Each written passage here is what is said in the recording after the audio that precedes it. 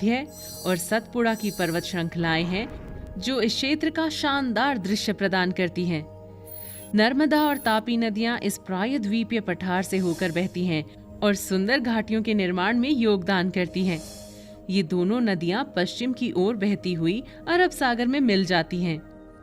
प्रायद्वीपीय पठार के पश्चिम में हम पश्चिमी घाट देखते हैं, जिसे सह्याद्री के नाम से भी जाना जाता है।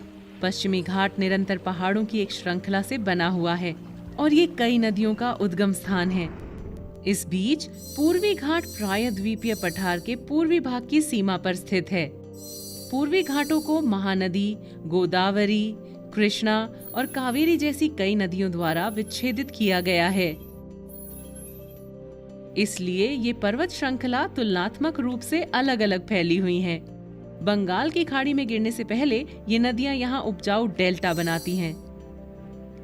प्रायद्वीपीय पठार और हिंद महासागर के बीच भूमि की एक संकीर्ण पट्टी को भारत का तटीय मैदान कहा जाता है।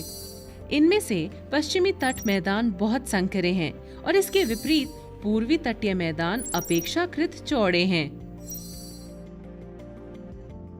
गोवा, कोवलम, कन्याकुमारी और पुदुचेरी जैसे कुछ प्रसिद्ध पर्यटन स्थल इस क्षेत्र में स्थित हैं।